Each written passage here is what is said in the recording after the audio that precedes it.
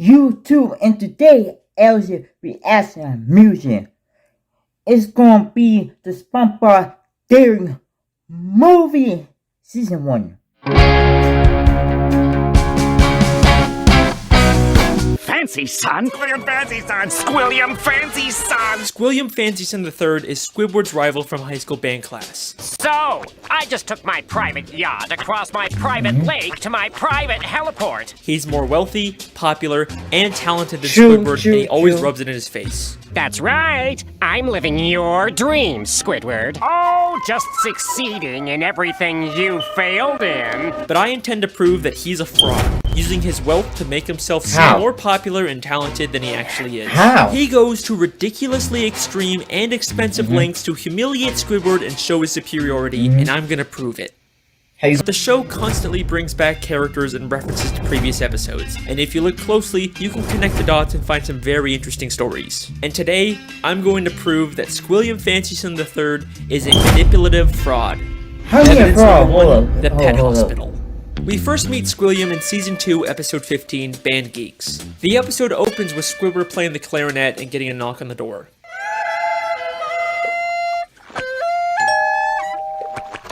Yeah, we're with the pet hospital down the street, and I understand you have a dying animal on the premises. Immediately after, Squidward gets a call from Squilliam. Hello, you've reached the house of unrecognized talent. Please start after the... Sounds as though you've got a dying animal to attend to, eh, old chum? I believe that not only was Squilliam spying on Squidward to know when he was playing his clarinet, but he also hired the doctor to come and embarrass Squidward. Hold up. Oh, why? Why you gotta go through this far to embarrass Squidward? My dog! You don't gotta go this far. I have no clue, y'all, cause this is ridiculous. You go this far to bring the doctor here to embarrass Squidward, and then you have the nerve, the audacity to know when you play the clarinet at the right moment, at the right darn time?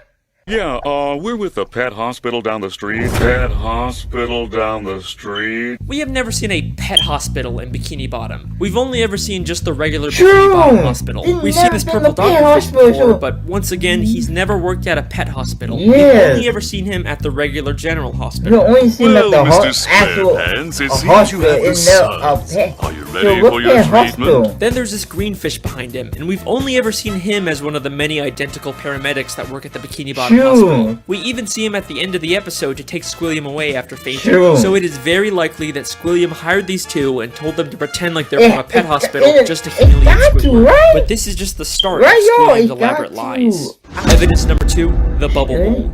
In the same episode, Squilliam also says, I'm the leader of a big fancy band now, and we're supposed to play the Bubble Bowl next week. The problem is, I'm busy next week and can't make it, so I was hoping you and your band could cover for us. But we've never seen Squilliam's band before, and despite claiming he's too busy to make it to the Bubble Bowl, he still shows up at the end to watch Squidward's band. So both his excuse and probably his band were made up to pressure Squidward into humiliating himself at the Bubble Bowl.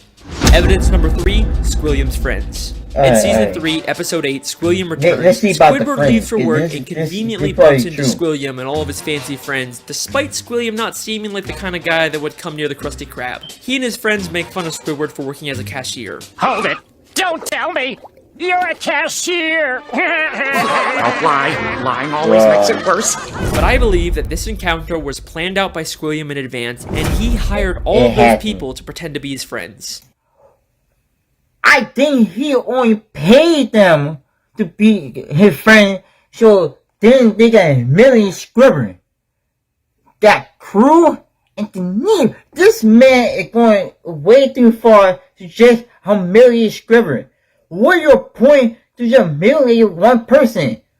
That's what bullies do. They so upset and sad and don't want to say what they really feel inside them. So they gotta go and pick on like one person and make them feel so bad inside that it makes them feel happy, but then at the end they realize what the point of doing all this. Like, what the point humiliate Squidward Take a in look the at first Squilliam's place. friends. They're all nicely dressed. You kind of get the sense that they're fancy, high-status members of Bikini Bottom, but they aren't. Yeah. This is more They're like all what the fancy regular rich people in fish. Bikini Bottom look like. These are just some regular Bikini Bottom True. citizens. Most of them usually don't even wear nice clothes like this. And most True. of them are regulars at the Krusty Krab and would already True. know Squidward as a He cashier. paid them enough slime. to dress like that. These He are not paid the type of them. people Squilliam would hang out with. I mean, why would Squilliam be hanging out with one of Pearl's teenage friends? At the end of the episode, didn't Squilliam even even admits notice to his whole life that. being fake. I made everything up about my life. I have no yachts, jets, or anything. I was only trying to impress you. And then, of course, he quickly says he's just kidding. Is that true? Of course not! Oh. I'm filthy stinking rich! But was he kidding? I mean, obviously Really? he's rich, but is there a nugget of truth in there? Evidence number 4, Let's see the evidence statue. 4. Let's In see Season evidence 7, 4. Episode 6, Squidward right. has to pick up trash for community service, and Squilliam once again conveniently bumps into him and reveals he's cleaned up so much trash that the city actually built a statue of him. Maybe if you clean up Bikini Bottom, they'll build a statue of you. Oh, wait! They've already built one. Of me! I cleaned up all of Bikini Bottom in only 1 week. I believe that once again, this encounter was staged by Squilliam, and he actually paid to get that statue built. As Squilliam tells Squidward about the statue, a female fish admires it and says, Right. Bless you, Squilliam Fancy Sim. Bless you. but if you remember, this is one of those friends Squilliam likely paid, making her whole comment feel very fake. By the end of the episode, Why? Squilliam's statue gets destroyed. A police officer approaches and they have this exchange. This is your statue? It was. Squilliam admits that it's his statue, not the city's. And why else would the officer give him specifically a ticket if it was city property? Evidence number 5, the concert. In Season 6, Squilliam, Episode 17, why? Squidward watches Squilliam play the clarinet at a You're big going fancy too concert. far He receives now. a standing ovation, causing Squidward to leave angrily. But I believe this entire concert is a scam. Not only has the audience been paid to cheer, but Squilliam never even touches his instrument.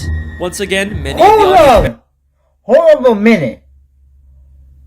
So you telling me that Squidward did all the practice to be good and he's still horrible? Everybody know that.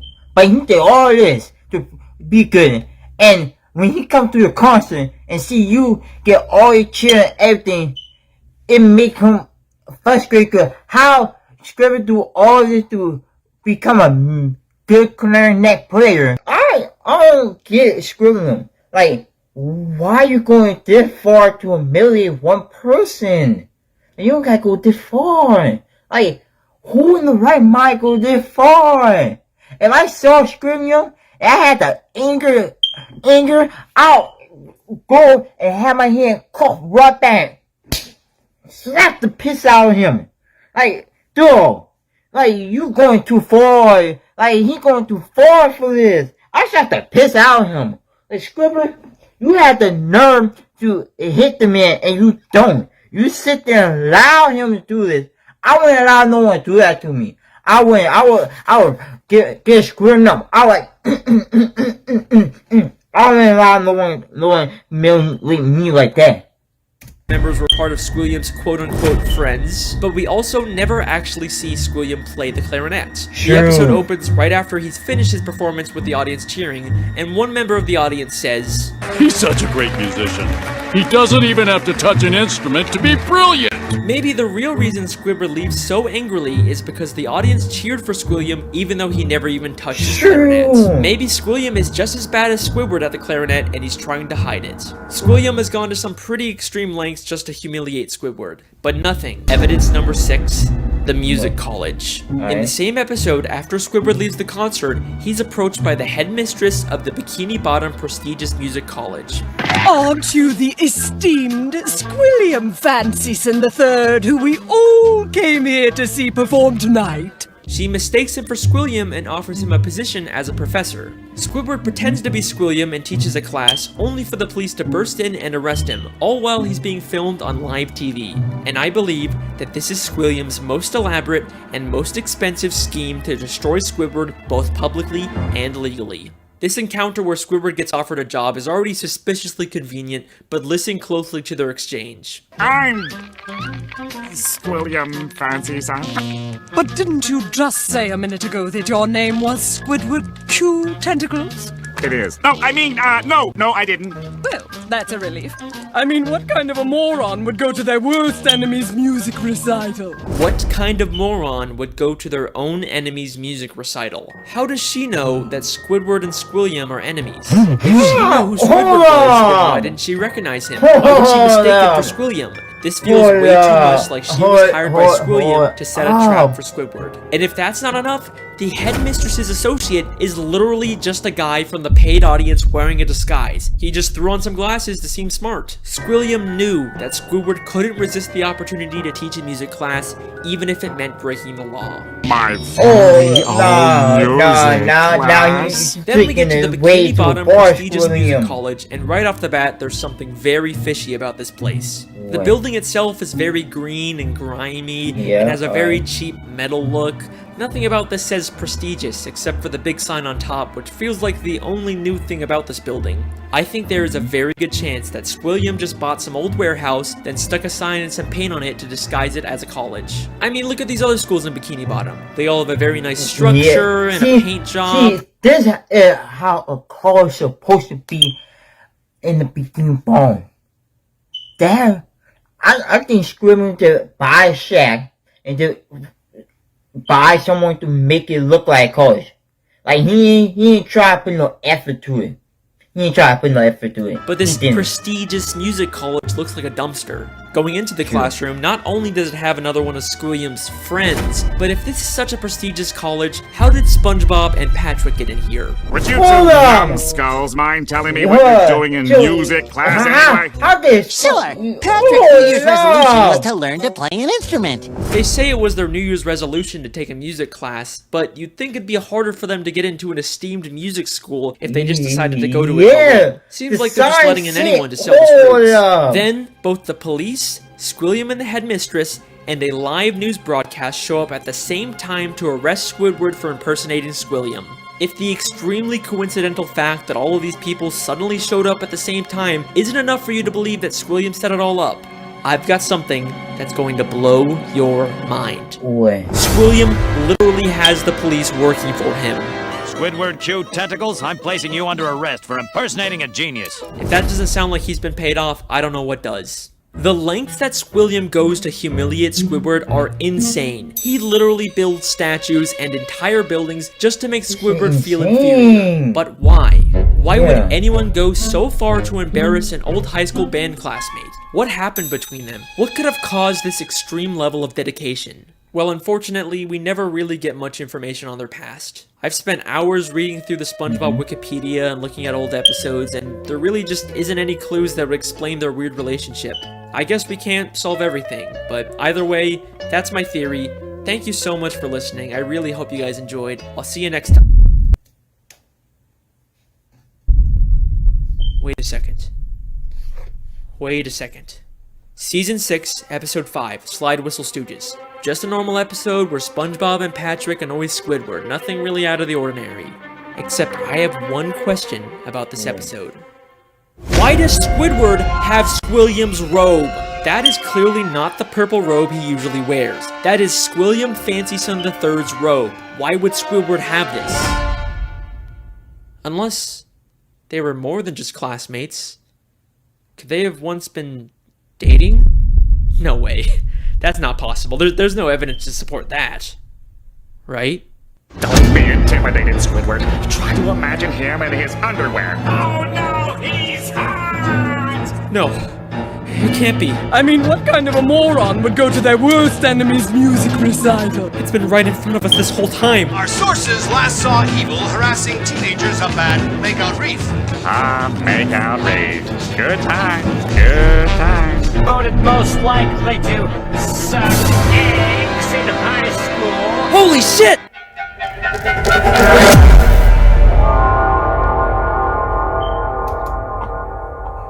What the fudge?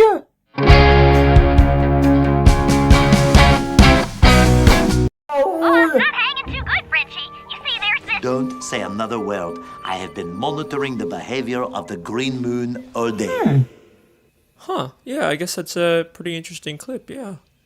Holy shit! Sandy literally calls the narrator to let him know what's going on and ask for instructions on what to do next. She has been working with him the entire fucking time! He even has a picture of her on his desk! What the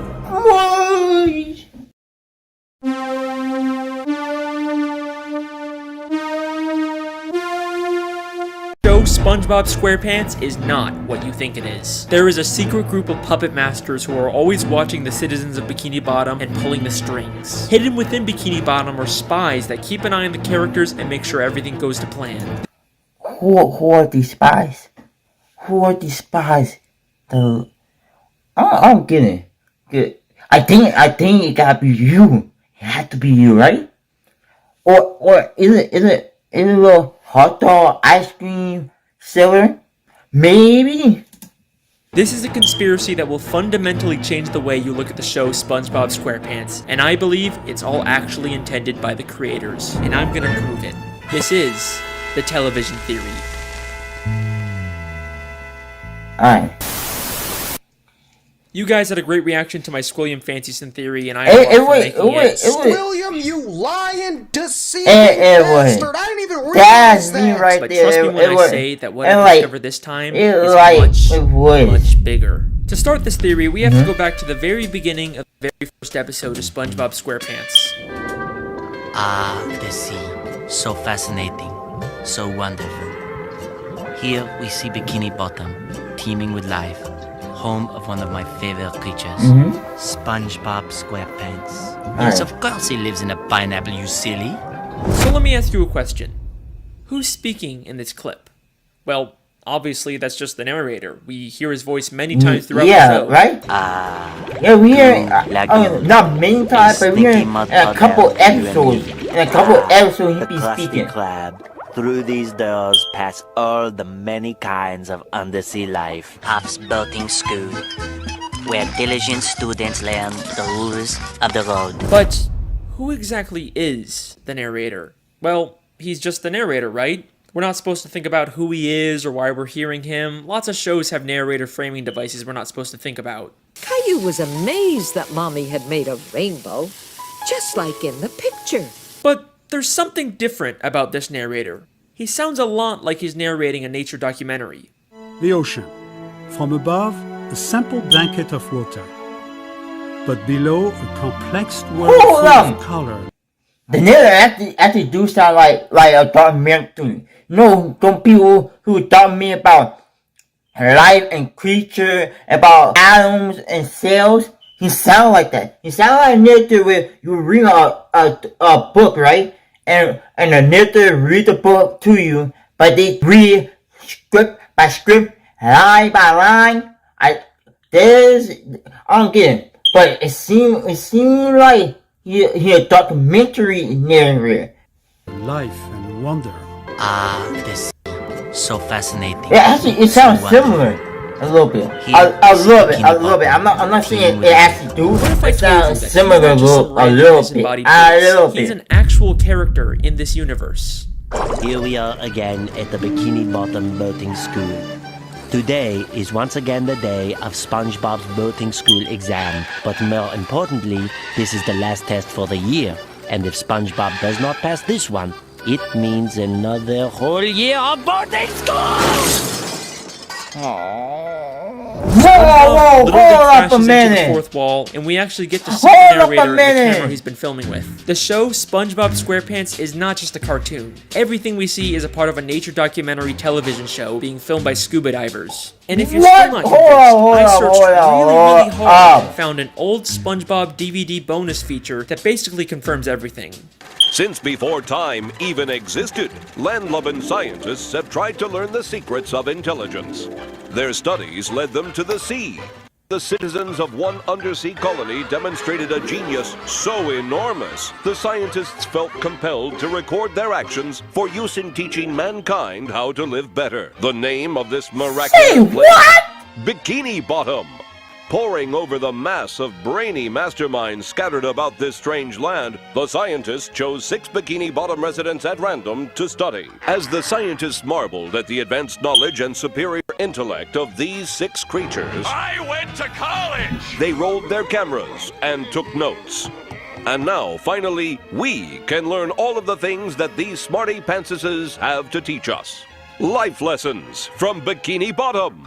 I don't know how it can get any more clear than that. Now, if you watch the show with this new information in mind, some things start to take on a whole new meaning. Throughout the series, there's this weird, unexplained running gag of a human hand. Yeah, we've seen it in a couple episodes. It's even in the beginning of every episodes. episode in the intro for the show. Maybe the filmmakers are doing a bit more than just studying these characters. The hand seems to mostly interfere just to maintain the health and safety of the characters, like treating SpongeBob for the suds.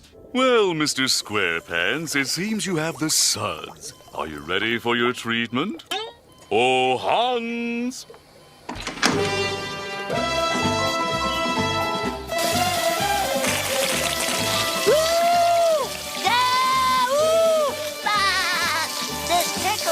It makes sense that the filmmakers wouldn't want to risk the safety of their main character. After all, there's no show without SpongeBob, but that's not the only reason why they interfere. Why?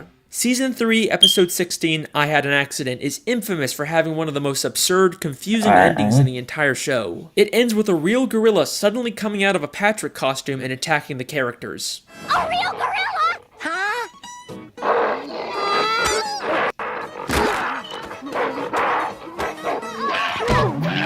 Then as soon as SpongeBob begins to question the logic of the scene, this happens. What's a gorilla doing underwater in the first place? Hold on. What? Do you know how it happened, sir? It's unlikely for a gorilla to be underwater if they can't breathe. Unlikely for them to be underwater. Suspicious. Well, it's funny you should... see the... George, they're onto us! Let's get out of here. What the... Hold on. Ain't no breathing the fourth wall? Oh, heck nah. Oh, heck nah. Y'all breaking the fourth wall SpongeBob too? is a weird show, but this has always stuck out as being just a little too weird. But knowing what we know now, I think I can explain what's going on here. This isn't a real gorilla. Every other land animal we've seen underwater wears a helmet and is drawn in a cartoony style. The gorilla is shown in a live-action style, and the only time we ever see live-action characters is when they're human. So I believe both the gorilla and the horse he rides away on are humans wearing costumes. The filmmakers set this whole thing up just to make the episode more entertaining. It's starting to seem like this isn't strictly a nature documentary anymore. It's more of a reality TV show made for entertainment. A little bit, Who knows a little what like other Kim absurd elements of the show are actually Kardashian put there by type the reality, filmmakers to make the show more entertaining. Hollywood, Based on the Atlanta people's type reactions, action. doesn't always seem to pay off. But how far will the filmmakers go to make the show more profitable? Saturday morning in Bikini Bottom.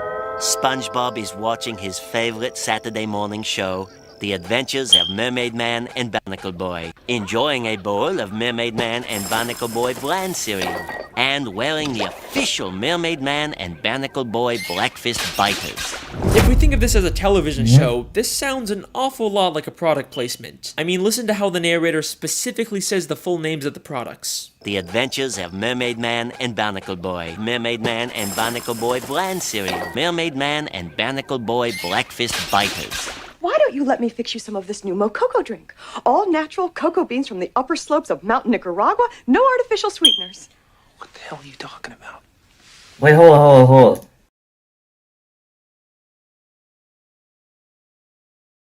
It's the narrator in the show.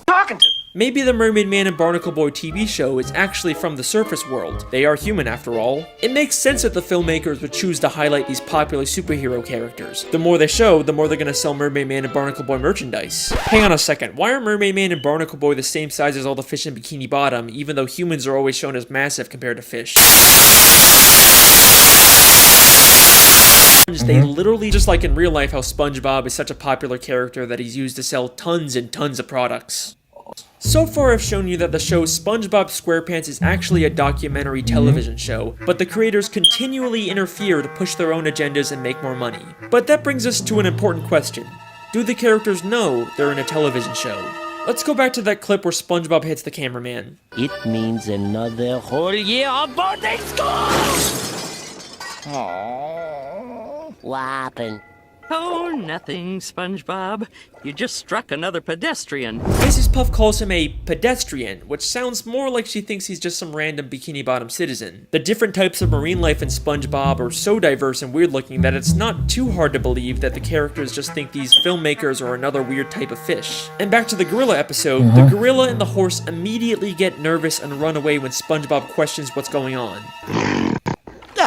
Well, it's funny you should... I mean, see, George, they're onto us!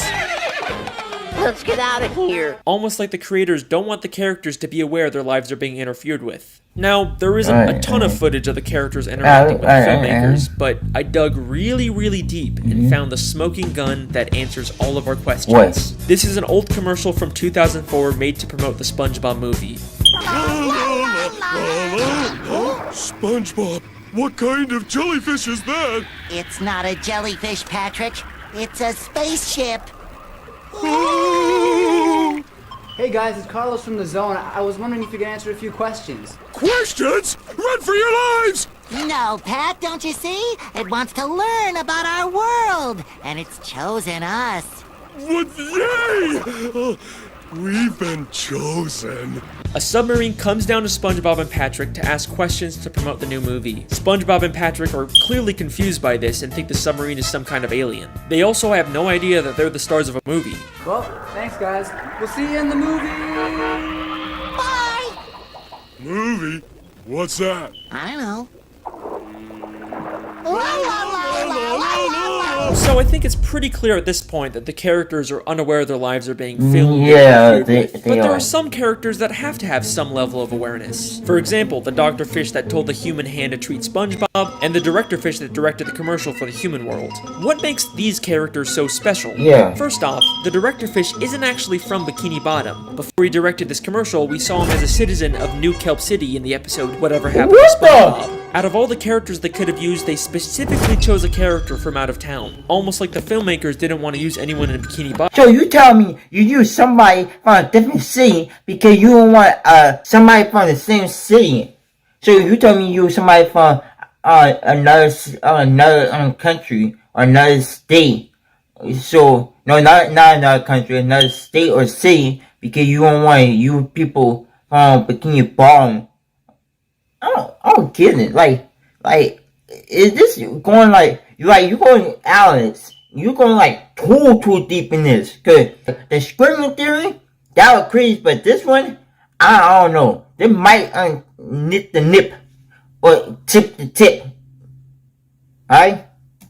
Bottom so they wouldn't risk everyone finding out about the television show. Then there's the Dr. Fish. We don't know where he originally came from, but he's an extremely suspicious character. Usually he's purple, but sometimes he's orange, sometimes at this he's moment, orange hands, you making sometimes me, he's a pirate, making and he bears me a striking resemblance to Dr. Manowar from the Hey, you Jellyfish ruined my Convention. childhood! It only hurts when you touch it.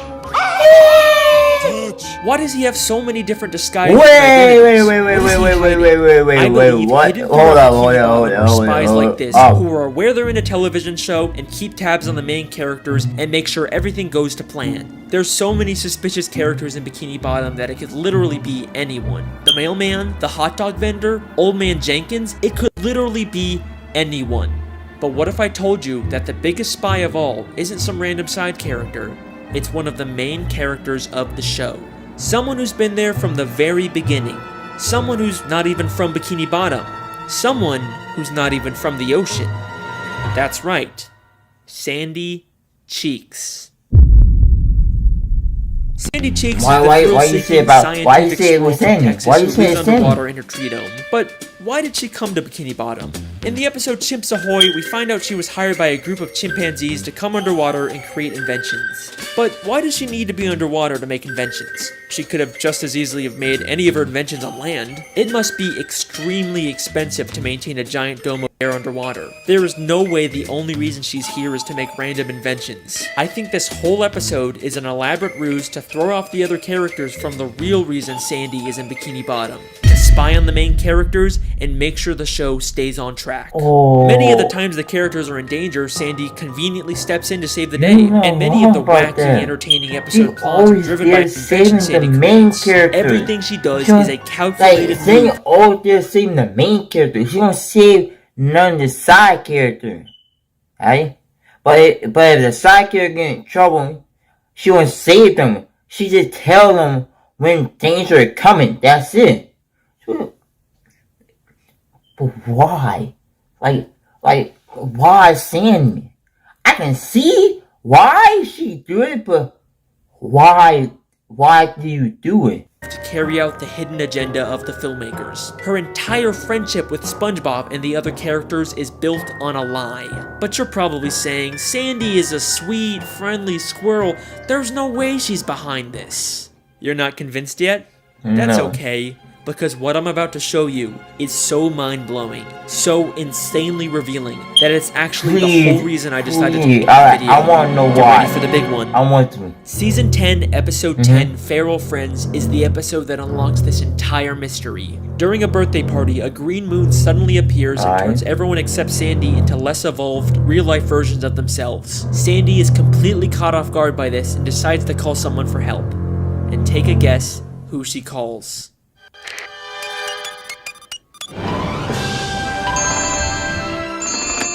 Hello, French narrator speaking. Hey, Frenchie! It's me, Sandy! Ah, Sandy Cheeks. How is it hanging? What the? Hold on. Don't say another word. I have been monitoring the behavior of the green moon all day. Huh. Yeah, I guess that's a pretty interesting clip, yeah. Holy shit! Sandy literally calls the narrator to let him know what's going on and ask for instructions on what to do next. She has been working with him the entire fucking time. He even has a picture of her on his desk. What the?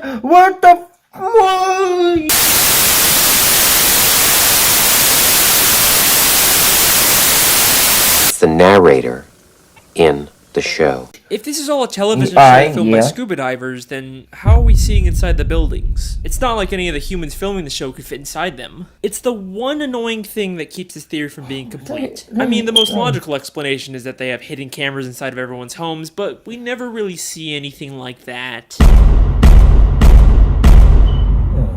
Holy shit. Season 6, Episode 24, Truth or Square. The SpongeBob 10th Anniversary Special where they reveal lots of stuff about the characters. But the most damning piece of evidence comes from when the characters get lost in the Krusty Krab vents and end up in a room full of monitors showing live footage of all of their homes. Oh! My house is on TV! All of our houses are on TV. Gary the Snail, you get down from that bed this instant! Hey, there's my house! Look, it's Sandy! And who is the character responsible for all of these hidden cameras? Mr. Krabs, why do you have cameras watching us? Oh, I just want to make sure you all floss after every meal. Thank you, Mr. Krabs. Dental hygiene is very, very important.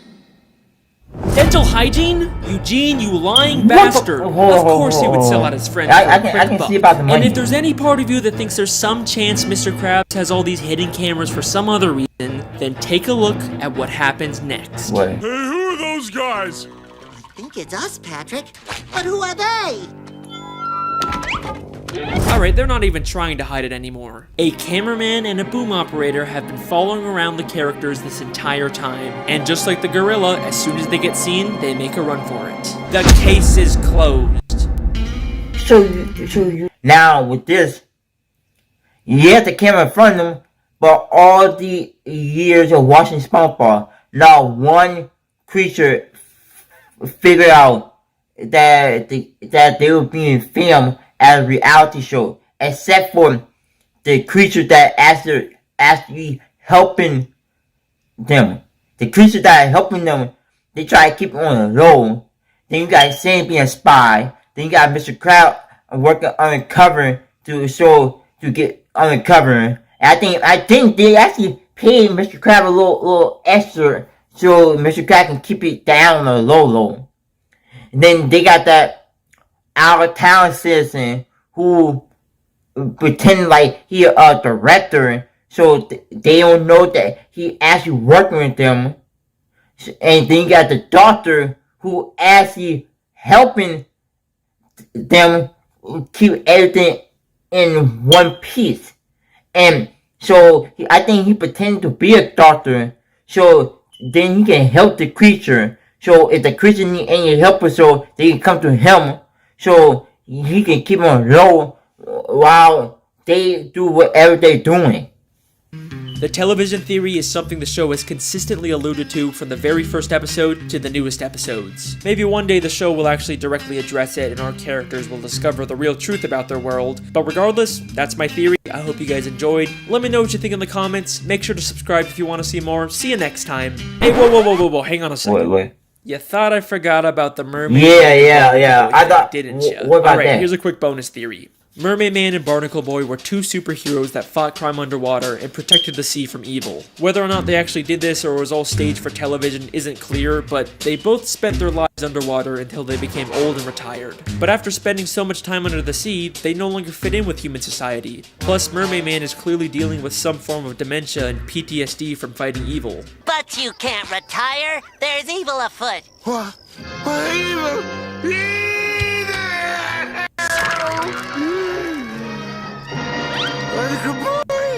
So, they decided to live the rest of their lives in Bikini Bottom. And in order to fit in better with their fellow sea creatures, they made the permanent decision to shrink themselves using Mermaid Man's shrinking belt. The case is closed. That's it?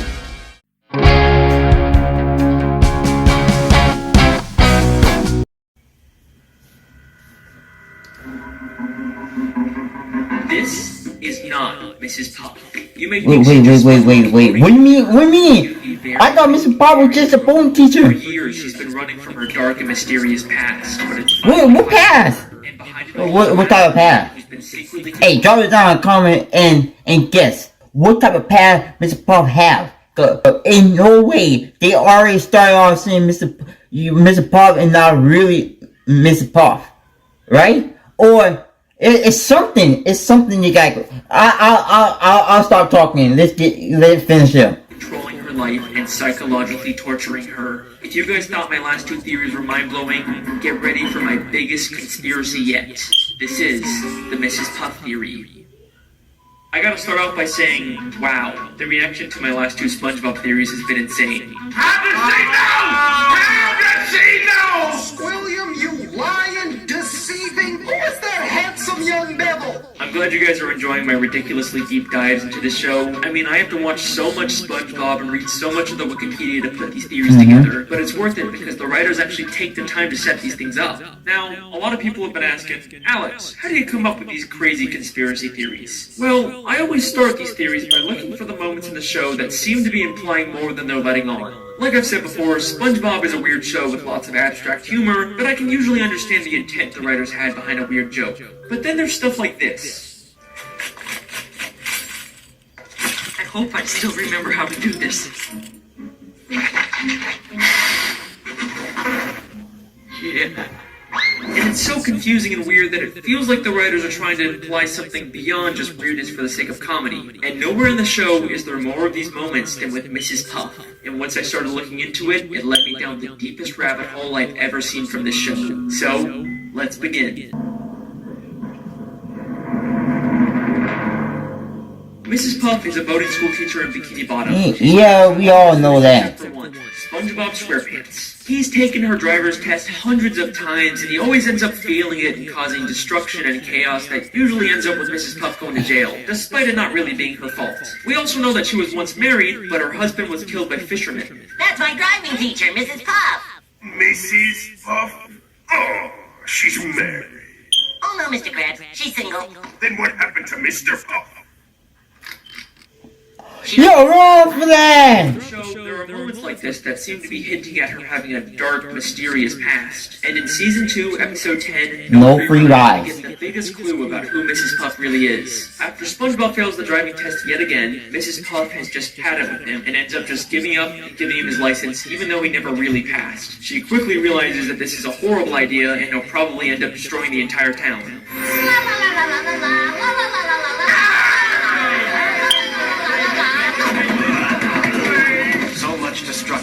This reporter asks, why? Local consensus places the blame on this negligent, selfish driving instructor who... Remember this clip, because it's going to be very important later on. And then she says this insanely revealing line. What? What have I done? Everyone will know that I let him slide through school. I'll have to move to a new city, start a new boarding school with a new name. No, not again. No, not again. Come on. Wait a minute. You telling me this happened before? This happened before? So, hold on, Mr. Bob. So you tell me you had a boarding school before and you gave someone the slip up. What happened? You screwed a whole town and you almost went to jail? And now you wow. About this. So we now know Mrs. Puff was originally from a different town. She used to own a different boarding school, and Mrs. Puff isn't even her real name. There's something that's not her real name? Now, there's been some debate over whether she's actually referring to a new name for herself or for her boarding school, but I do think she's talking about her own name, because if she's trying to run away from something in her past, she wouldn't start a new boarding school with her real name in the title. Now, when she says again, I don't think she's just referring to starting a new life. Everyone will know that I let him slide through school. Not again. I think at her previous boarding school, she had a terrible student just like SpongeBob who she prematurely gave a license to, and it led to something so terrible happening that she had to run away and start a whole new life. In Season 3, Episode 5, Doing Time, we get a flashback to when she first opened up the school.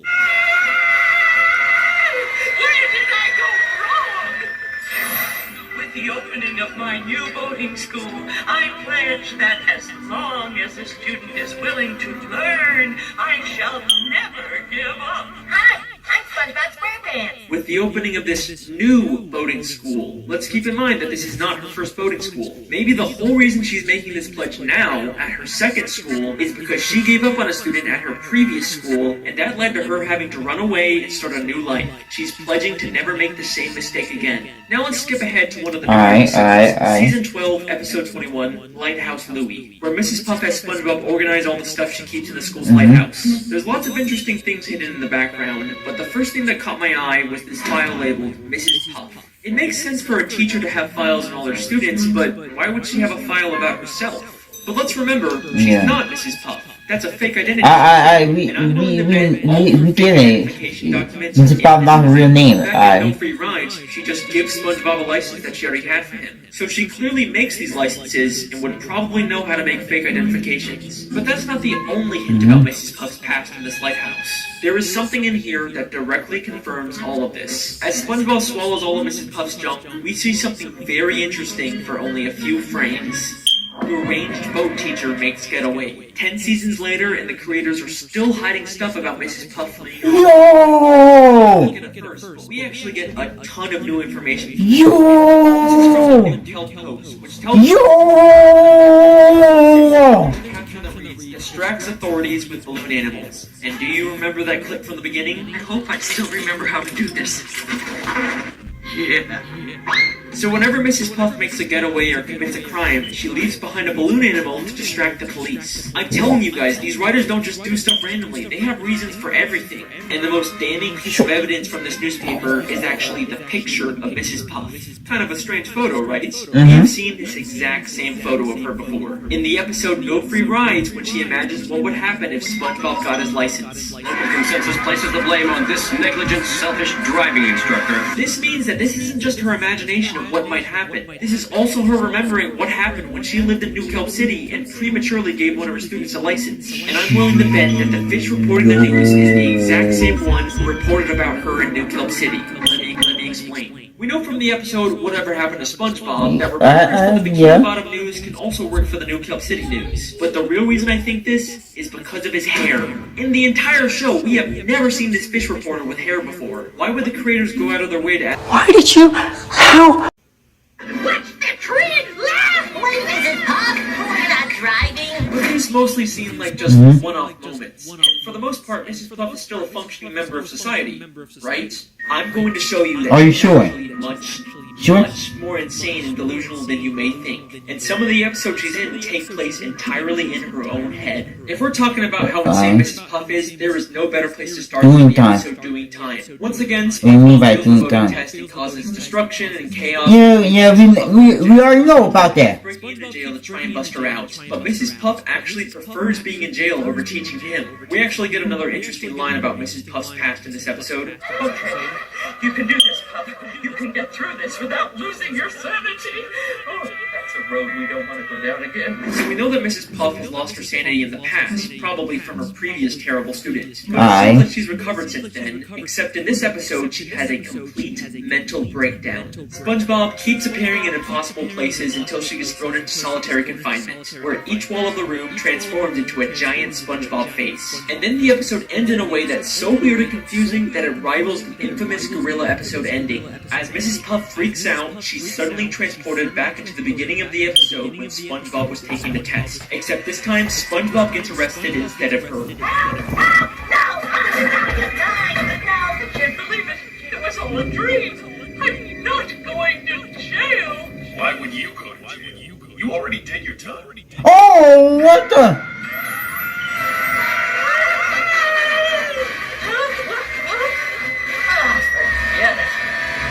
So what's really going on in this episode? Was the ending all in her head? Is Mrs. Puff just caught in an endless loop? I think this entire... I don't get it. Like...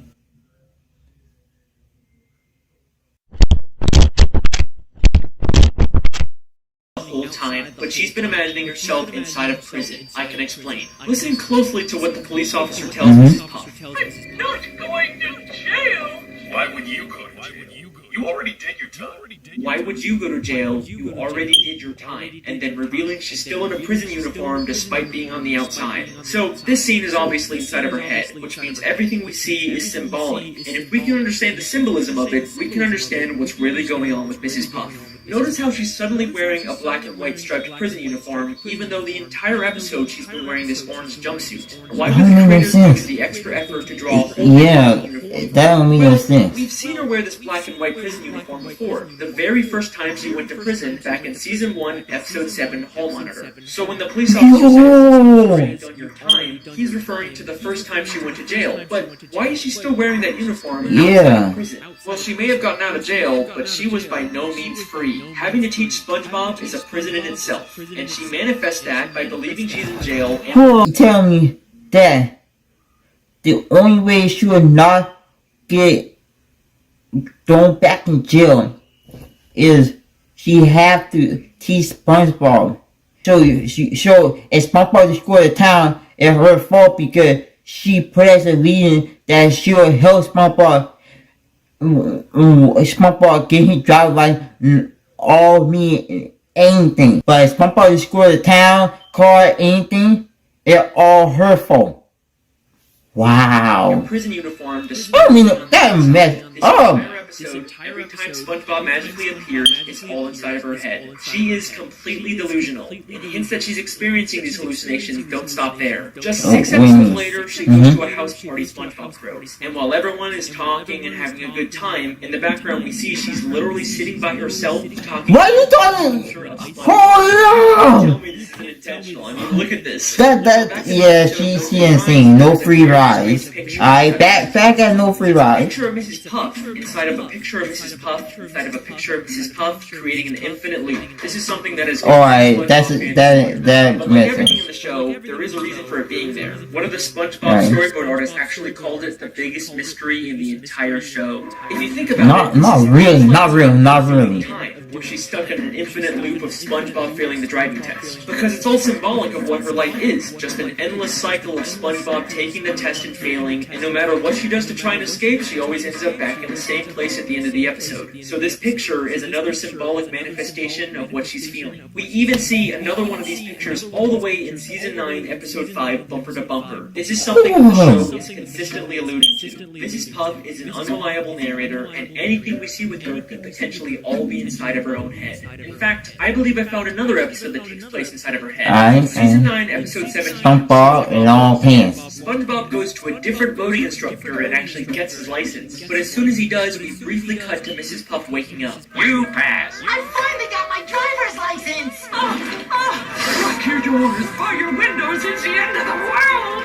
Now, this seems like it's probably just a throwaway gag where Yeah, right? SpongeBob's got his license, and it causes her to wake up and freak out. You know, it's a good bit, it's funny. But I have a question. If the joke is that she's supposed to be waking up at the exact time SpongeBob gets his license, how come she wakes up at night when SpongeBob... Hold up a minute! So, if SpongeBob got his license in the daytime, then Miss Bob was supposed to wake up the same time as SpongeBob getting his license, right? So how it got dark?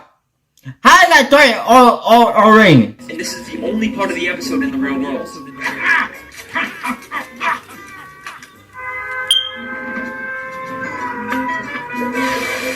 I don't know what that was all about. I'm glad it's over. Let me pause for a second. Yeah. I'm wondering if this contradicts my previous SpongeBob video with the television theory. If you haven't watched that one, the gist of it is that the entire show is a documentary television show, and everything we see is actually being secretly filmed by scuba divers. And there's a ton of evidence to support it. I'm very proud of that video. You should definitely check it out. But if everything's supposed to be from a camera, then how are we seeing things from inside Mrs. Puff's head? In fact, how do we see dreams and flashbacks and thought bubbles? Well, I think the simple answer is that even though we view the show through an objective camera lens, the world itself still follows the rules of a cartoon. You can never tell another living soul. Wait, hold on! What's that? My pen is out of ink. Plankton! You'll never get me formula, not even in a flashback. In the world of SpongeBob, you can imagine something and other people can still see, record, or interact with it, because that's just how cartoons work. Back to the theory, we know that her insanity has caused her to live a life of delusion, but if you remember back to the Lighthouse episode, she's also become an extreme hoarder, and looking at her collection of junk is like a look directly into her mind, so there's gotta be something we can learn about her from it. There's a picture of her boyfriend, Mr. Krabs, the hall monitor belt she gives her students, the mean drawings her students make her, SpongeBob's diary, a loading safety helmet. Wait, SpongeBob's diary? Wait. Why does she have SpongeBob's diary? Yeah. The last time we saw that, it was safely put away in SpongeBob's library. What's it doing in her lighthouse? And why does she have Squidward's painting? And a table from the Krusty Krab? And SpongeBob's bike? And Squidward's teddy bear? And the hair curlers Mr. Krabs had? And that statue of Squidward? And that diamond ring? And that crown? And that bucket of radioactive waste? And that jellyfish sign? Oh my god. Mrs. Puff is a kleptomaniac. Mrs. Puff has been stealing from everyone in Bikini Bottom. I can even prove that her pet snail from Season 3, Episode 19 was stolen. My snail is up a tree. I've had her since I was a little girl. You've had that snail since you've been a little girl, huh? Then how come that is the exact same snail Squidward had 4 episodes ago in the Great Snail Race? Hold up a minute! She's a purebred. Did you steal that from Squidward? Don't tell me you stole that from Squidward. Clearly stole the snail from Squidward. But why the hell would Mrs. Puff steal all this other junk? What possible use could she have for any of it? You can find the answer to that question by looking at this green hat and this purple jacket. These were gifts Mr. Krabs bought her on their first date, but she ended up feeling uncomfortable receiving them and gave them back to him. I'm afraid I just don't feel comfortable accepting all these gifts. Except apparently she's not too uncomfortable to steal them back afterwards. Mrs. Puff isn't stealing this stuff because she wants to use it. She just steals for the thrill of it. Maybe stealing things is her way of coping with the insanity of her everyday life. And remember, this isn't the first time True! That's a road we don't want to go down again. In fact, I have reason to believe that she started stealing things way back whenever she first went insane. I hope I still remember how to do this. I don't think she's just talking about remembering how to make balloon animals. She's probably also referring to remembering how to steal a boat. And if that's not enough for you, in a SpongeBob comic book, she actually admits that she used to rob banks, and she wears the exact same ski mask. Mrs. Puff lives a completely delusional and miserable life, all because she has to teach SpongeBob how to drive. It's led her to steal from the people she cares about and completely disassociate from reality. But that begs a very important question. If SpongeBob is causing her life to be so miserable, then why does she even keep teaching him? After all the destruction and pain he's caused, she'd totally be justified to expel him, right? I mean, she will literally try and kill him so she doesn't have to teach him. You're not wrong about that. Alice, you're not wrong about that. if Mrs. Puff going all this because SpongeBob, then why you still teaching him? Like, you are insane, but you still teaching the same person that made you insane. So why are you still teaching him? But for some reason she can't just expel him. It's almost like there's someone forcing her to teach SpongeBob. Back to the episode No Free Rides. After prematurely giving SpongeBob a license, she steals his boatmobile so he can't hurt anyone. In the end, this causes her to get arrested and go to jail, but then SpongeBob tells her this. And besides, the warden says she'll let you go early if you do her a favor. What's that? Free driving lessons! She'll get to leave prison early if she gives free driving lessons. That seems like an oddly specific requirement. Yeah. And that's not the only time this gets mentioned either. In Season 9, Episode 5, Bumper to Bumper, we get this scene. If only SpongeBob could pass his boating test, he'd be out of my life once and for all. Unfortunately, I keep getting reminded of the consequences if I get too angry with the little nuisance. Consequences? Are you telling me that if she refuses to teach SpongeBob specifically, she'll be violating her probation and get sent back to jail? Why does the prison even care if Mrs. Puff teaches SpongeBob? Is it just part of some weird community service? But things start to get really suspicious at the end of Season 7, Episode 5, Summer Job. Job. Once again, Mrs. Puff ends up in jail, but this time she's forced to go to a prison boating school. Oh, wow! A driver's education class! Good day, class! I'm confused.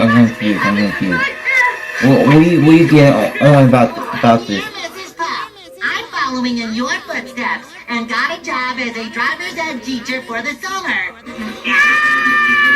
Who in their right mind would hire SpongeBob to do this after he's literally destroyed the city? Yeah, SpongeBob failed hundreds of times, more times than I can count. And you telling me that you? I mean,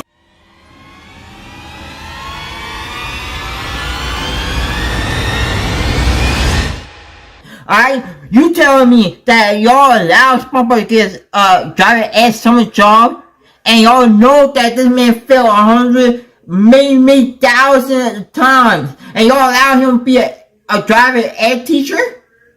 Y'all gonna have to kill me before I go and sit in the driving school to get taught by SpongeBob. I'd rather get taught by anybody else how to drive than SpongeBob. SpongeBob is not one of those person that can teach you how to drive. And he failed multiple times. How he gonna teach you how to drive, right? If you get fast to school, how you gonna teach you how to actually drive when it comes to actually getting in a vehicle? Forces her to sit there and listen to him. Get me out of here!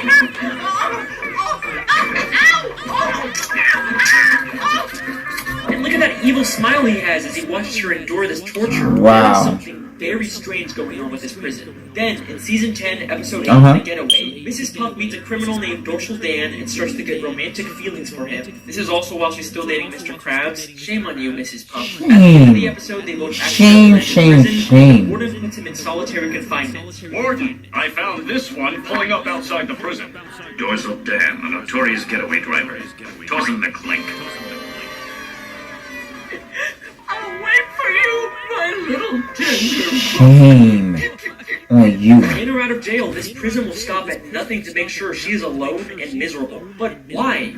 Who's behind all of this? Why would anyone care this much about torturing Mrs. Puff? Who's the mastermind pulling the strings? Well, maybe it has something to do with her old life in New Kelp City. Maybe she crossed someone and they've been plotting their revenge ever since. But I've looked in every single frame of New Kelp City, and there is nothing connecting it back to the prison. I've looked literally everywhere, and there's not a single person from the city that has anything to do with Mrs. Puff. Well, I mean, maybe except for the literal warden of the prison she's being kept in. He may be hiding slightly off screen, but that is clearly the same warden of the Bikini Bottom. Oh, dang! Wait a minute! Wait a minute!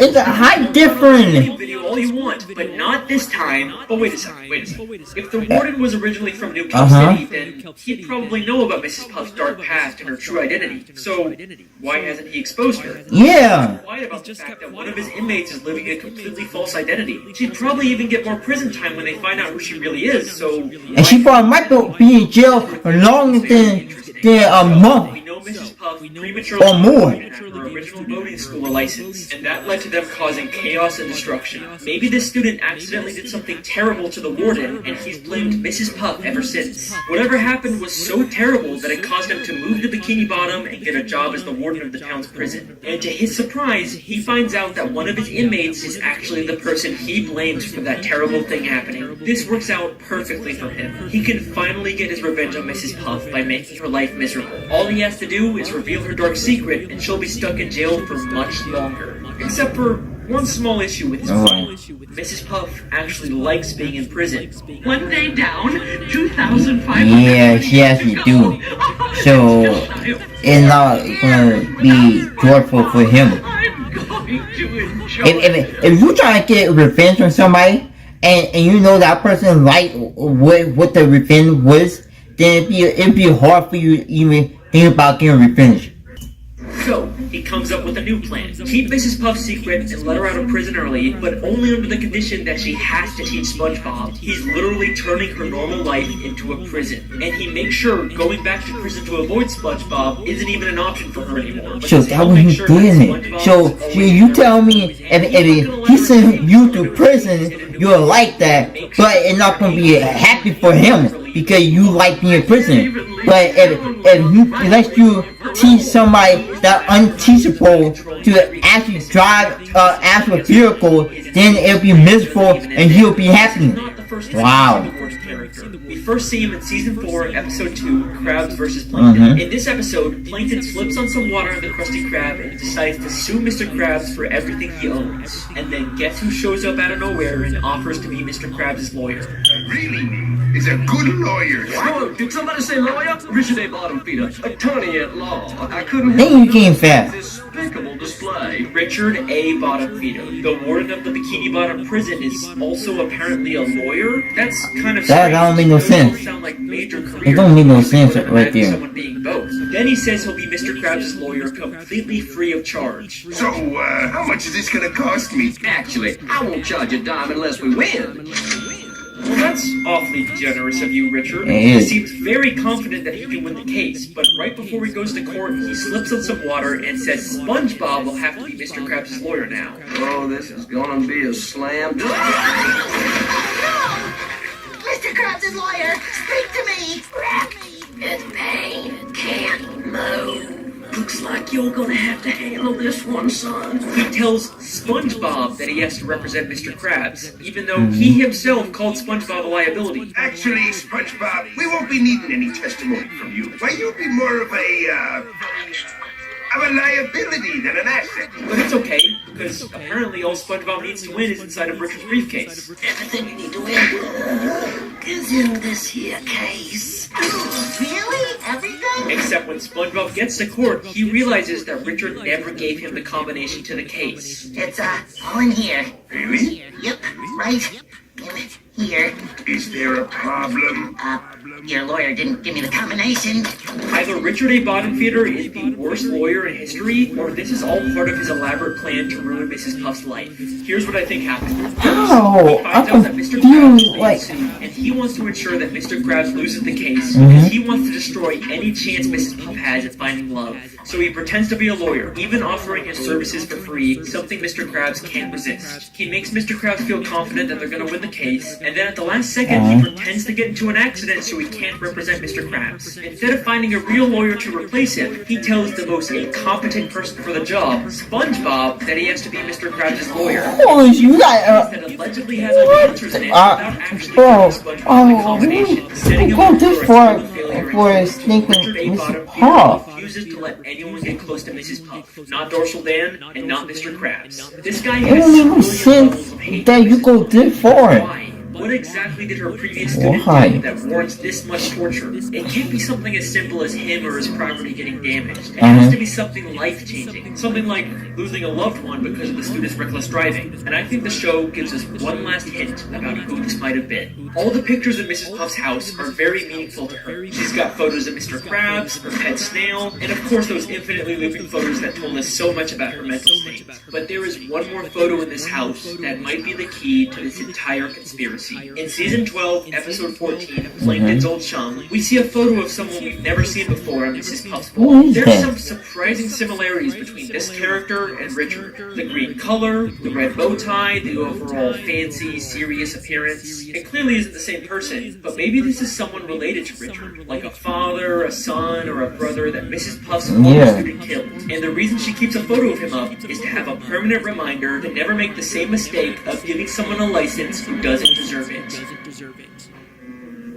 Mrs. Puff is a boating school teacher who once made a terrible mistake that led to the loss of her business, identity, sanity, and any chance of finding happiness. I like to think that there used to be a time when she was happy, back when her husband was still alive. If only he was still around today, maybe she wouldn't have to face all of this on her own. Thank you for watching, everyone. I hope you enjoyed. Is what I would say if I was done, except her husband is still alive! Woo! Let's do this! In the SpongeBob movie, SpongeBob her husband's still alive. That's full of dead fish turned into knickknacks and ornaments. Except they end up setting off the smoke detector, which activates the sprinkler system and brings all the dead fish back to life, including a very familiar-looking pufferfish hanging from the ceiling. Mr. Puff is alive. Well, wait a second. If he's alive and he escaped, then why hasn't he gone back to Mrs. Puff? Yeah. Why is she still alone? Because remember, she ran away from their home in New Cup City and started a new identity. So sadly, Mr. Puff has no way of finding her. The tragedy of Mrs. Puff's story is that her happiness is just a city away, but she can never even leave town because that would violate her parole. Richard A. Bottomfeeder probably even knows her husband is alive and is...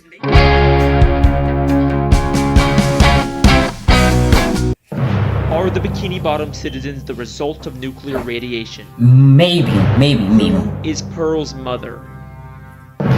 What is the Krabby Patty's secret formula? These are by far the three biggest questions I want to know show SpongeBob. if Mr. Krabs and today really Pearl's all three of them actual father. With just one theory. What happened to Mr. Pearl? Conspiracy you'll ever see. Pearl This mother. Is the evolution theory. Okay. Pearl, we only see like 2 wheel, right? We're back with another SpongeBob conspiracy. Guess I'm the SpongeBob guy now. That's all I make. You guys sure love these SpongeBob theories. Alex Bale out with another video. The makers of SpongeBob interfere to put in their own message. Yep. To brainwash you people. Squilliam Yeah. sends the doctor in. He's not really a doctor. He's just trying to infiltrate that little round thing on his head there. Oh my God. Thank God for Alex Bale. Look at that. He's helping me prove my point. You know what? That is awesome. Maybe some of you love them a little too much. Yeah, you know, I way got too much. other videos, right? I make films and stuff too. Anyone want to watch those? Anyways, by far the most popular SpongeBob theory out there is the Bikini Atoll nuclear radiation theory. Right. It's pretty simple. It's been confirmed that Bikini Bottom is actually beneath a real-life place called Bikini Atoll. From 1946 to 1958, the United States did nuclear tests there, devastating the area and leaving it radioactive even to this day. The theory states that the reason why the citizens of Bikini Bottom can talk and have formed advanced societies is because of mutations caused by these nuclear tests. And that's about the whole theory. Even though there's tons and tons of videos about it, none of them actually go in depth with it or really look through the show for evidence. You talking about that if Alex Bale is making you talking about they don't go deeper and deeper to see what Bikini Bottom or Bikini Atoll it really is? Like if they went deeper and deeper and pick out each pieces of it and see where in the city happened, then yeah. But I know people don't really do that. But if I could, then y'all already figure out what Bikini Atoll or Bikini Bottom really is. Then it's not going to be some baby surface level analysis. I will watch every single episode of SpongeBob. I will read every page of the goddamn Wikipedia. If I'm making a theory, Okay. then you guys know. Alright, Alex. Alex, you're doing way too much right now. There is so much more here than anyone thinks. Get ready, because today we're going to be solving the biggest mysteries in the history of SpongeBob SquarePants and changing the way you look at the entire show. So without further ado, let's begin the theory.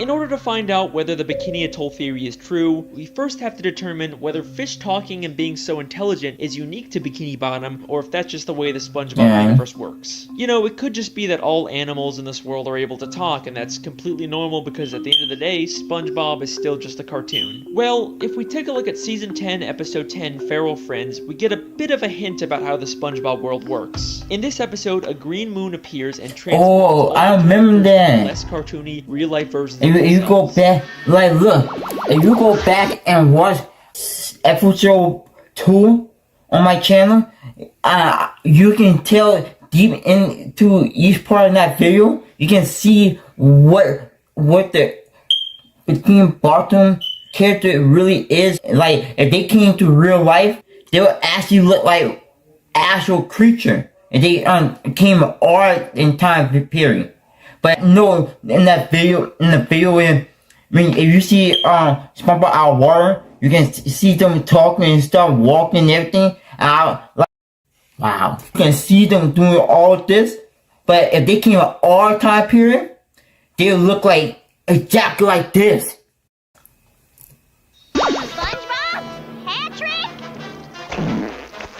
Just like in real life, they can't talk and end up trying to eat each other. The French narrator is watching all this unfold, and he says this very important line. I have been monitoring the behavior of the green moon all day. It is called Neptune's moon. Neptune. Every 100 years, Neptune moon. evolves everyone in Bikini Bottom into primal fish. Every 100 years, it de-evolves everyone in Bikini Bottom into primal fish. So this implies that the characters in Bikini Bottom are more evolved and were once like these primal fish. But this doesn't prove that the evolution only exists in Bikini Bottom. It could still be a worldwide phenomenon. Remember that bonus DVD clip I found in my television theory? Yeah. It was about humans studying fish in Bikini Bottom because of their intelligence. Land-loving scientists have tried to learn the secrets of intelligence.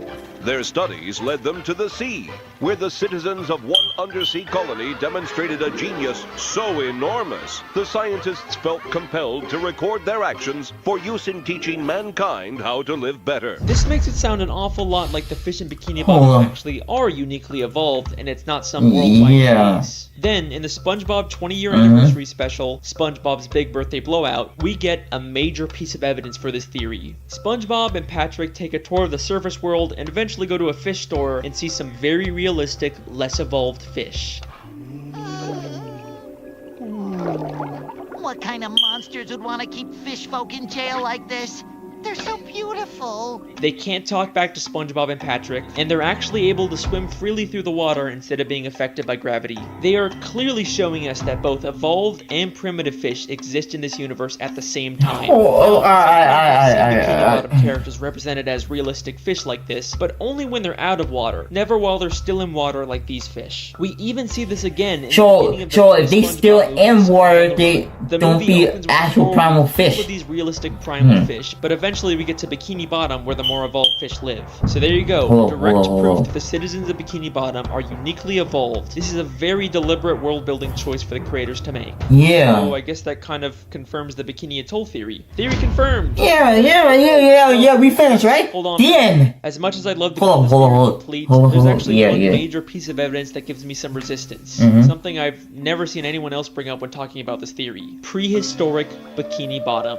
Or SB-129 that show Bikini Bottom millions of years in the past, but we still see evolved versions of SpongeBob and Patrick. Sure, they may not be super intelligent or advanced, but they're still clearly way more evolved than the primitive, realistic versions we see in Feral Friends or in the fish store. We're seeing these evolutions millions of years before the Bikini Atoll tests. I think the only conclusion is that the Bikini Atoll theory just isn't true. I mean, something as hold on, Alex. Hold up, Alex. But whatever caused it to pass millions of years ago, it could have been the Bikini Atoll. It don't make no sense. What really caused the evolution? In the entire show, the only thing we've seen that directly affects the evolution of characters is the Green Moon and Feral Friends. Except the French narrator specifically calls it Neptune's moon. It is called Neptune's moon. Named after the ruler of the seven seas, King Neptune. King Neptune is a character who's been around since the beginning of the sea. He's a character who the Bikini Bottom citizens view as their god. And he's a character who has the ability to change fish into other forms.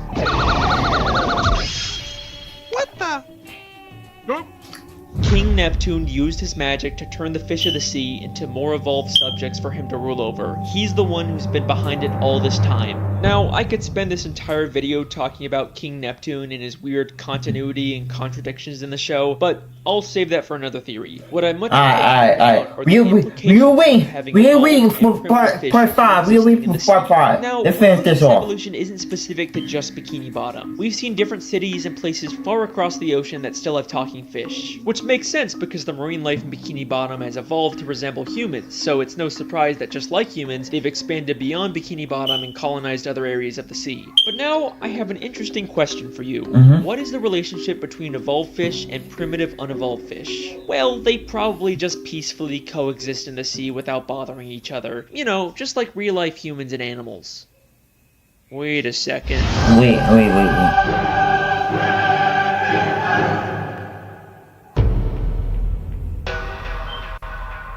In Season 3, Episode 10, the Krusty Krab training video, there is this hilarious, absurd moment when they're talking about Mr. Krabs. After the war, Krabs stayed secluded in a deep depression that seemed endless. Like, what war happened in Bikini Bottom? They just tell us this and then completely drop it. But with this new context, is it possible that Krabs fought in a war against these primitive, wild fish of the sea? I mean, let's remember, friends, some of those de-evolved fish were massive compared to the evolved fish, and they immediately started attacking each other. The battle for the survival of the fittest rages on in the animal kingdom. So yeah, in order for the Bikini Bottom citizens to survive and expand, they would probably break into some kind of war. And from the sounds of it, this war must have been pretty brutal to put Mr. Krabs into such But I'm getting ahead of myself. Is there actually any evidence that proves the war Mr. Krabs fought in was specifically this evolutionary war? Well, through the few I want to know. Mr. Krabs served in the Navy. Yeah, we already know. We know. Ships on an ocean, even though they're already underwater. This is actually a real-life phenomenon where certain parts of the sea can have a higher level of salinity, and it looks like an underwater ocean. Shout out Miss Parks, my high school marine biology teacher. We also know from maps of Bikini Bottom that the town is surrounded by this underwater ocean. So that places Mr. Krabs' war outside of Bikini Bottom where this evolutionary war would have to take place. Then if we took a look at Mr. Krabs' home, we see it is full of memorabilia from his past days in the Navy. But hidden within here is something that will absolutely blow your mind and answer one of the biggest questions in the show. Hanging there on his wall is a picture of a massive whale next to a ship. You don't think that could be... No, it can't be. Hold on. Can it be like Mr. Krab killed Pearl Mom? Nah. It can't be, right?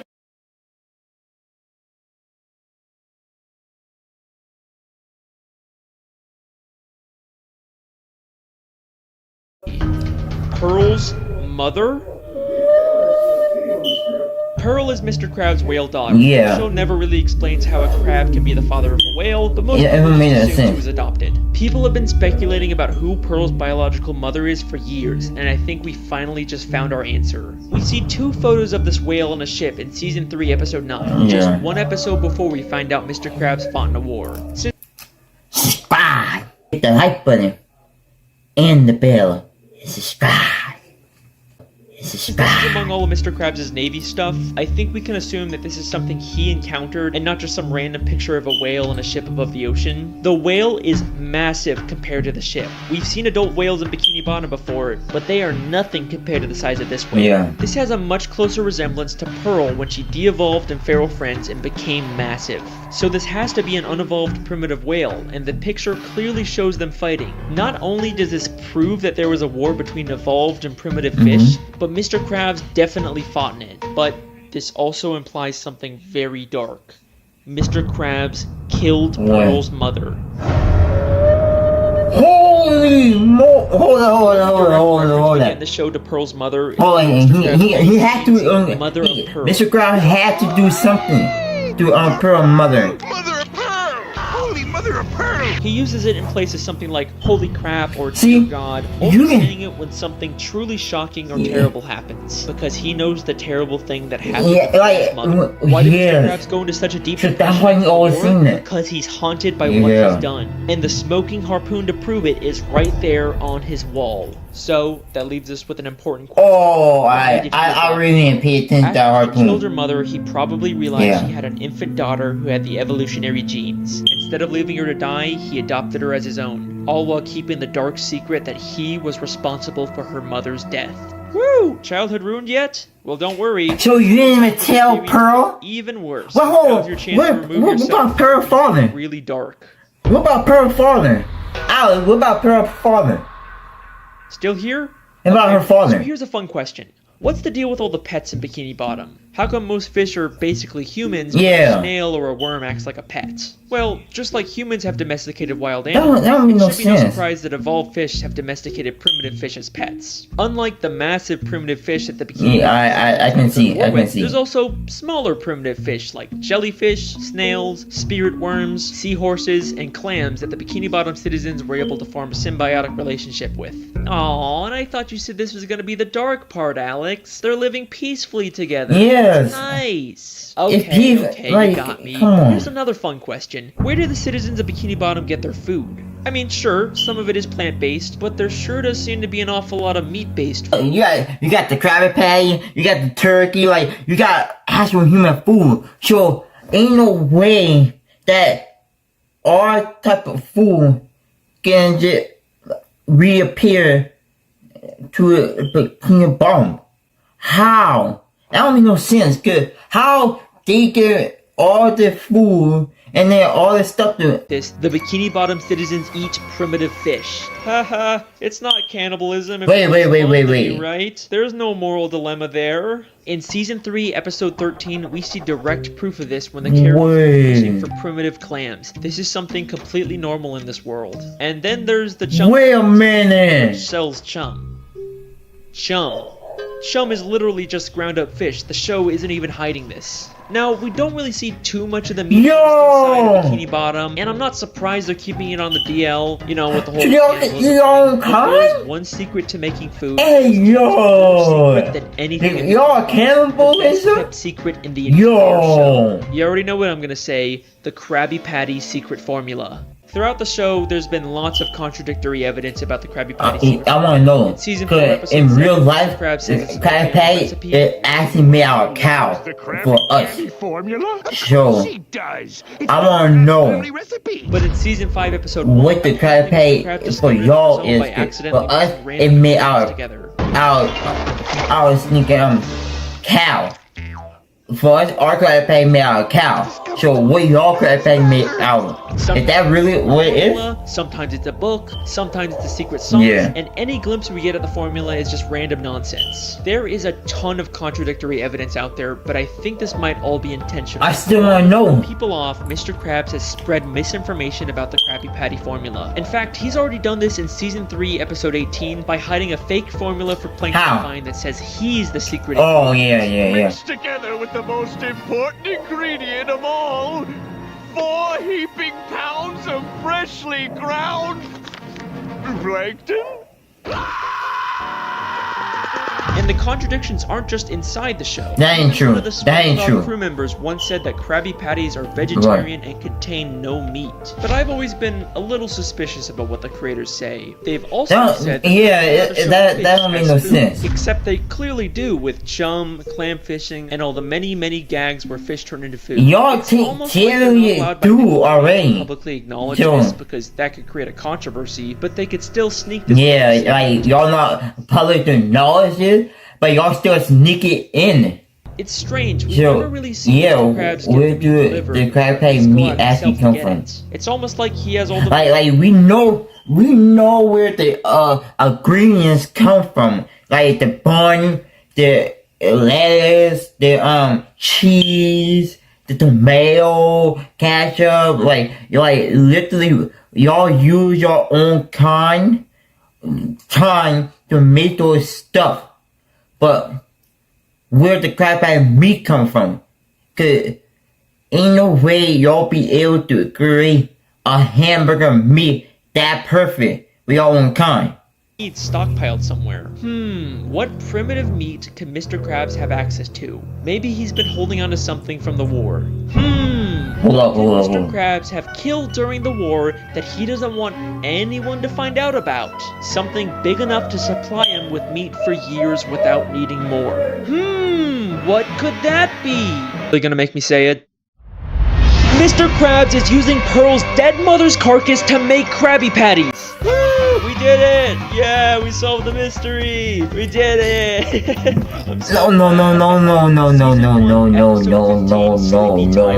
Krabs has a dream that he's on a boat fishing for a massive dollar. This is his memory of Pearl's mother. Except now, all he sees around is money. And take a guess what name he calls the dollar. What you doing, Mr. Krabs? I'm picking Neptune's pocket. What are you talking about? I'm talking about cold hard flipping cash. It's the mighty Moby Dollar.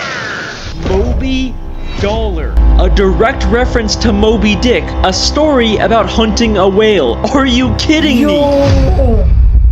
And that is the evolution theory. I warned you guys this would be a dark one. The Bikini Atoll theory, King Neptune, Pearl's mother, the Krabby Patty formula, we hit everything in this theory. Even if you don't agree with all of it, you gotta admit a lot of this makes sense. Eugene Krabs' aspirations for money and greed have caused him to do terrible, terrible things. At least his love for Pearl seems to be real, so maybe there's some small amount of good in him. And even though Pearl's mother probably provides tons of meat, eventually he's gonna run out and he'll have to face what he's done. Well, unless of course there's another whale he has access to. Nope. No. Mr. Krabs wouldn't do that. He loves Pearl. He's not just raising her for Krabby Patty meat. Even Mr. Krabs isn't that much of a monster. Every sight I've ever seen, to the sweetest sound I've heard, I'd gladly give up everything for all the money that I've earned. Huh. Well, alrighty then, that's the end of that theory. Just gonna end it here before there's any more dark plot twists. You guys have been insanely supportive with these SpongeBob theories, so I guess I have to make more. I've been your host, Alex Bale. Thanks for watching.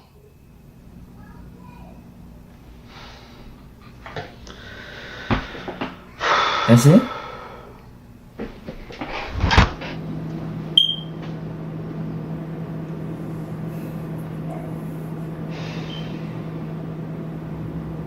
It's too quiet.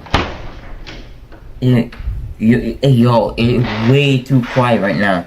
It's way too quiet.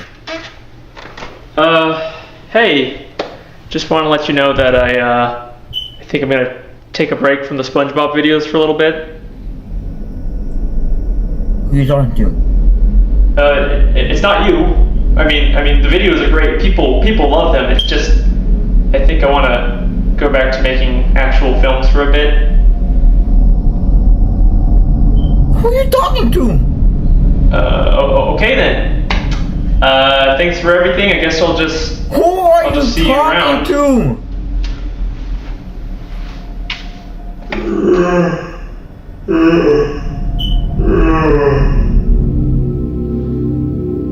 When I found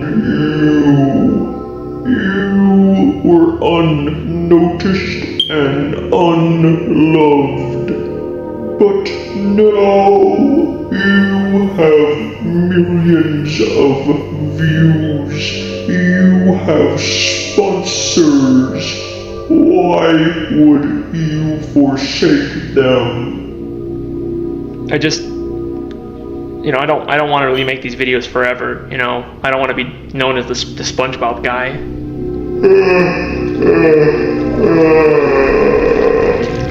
My boy, you really think they will care about your little films? I am your muse.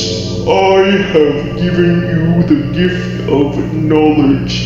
If you wish to go back to anonymity, then be my guest. But I know who you really are.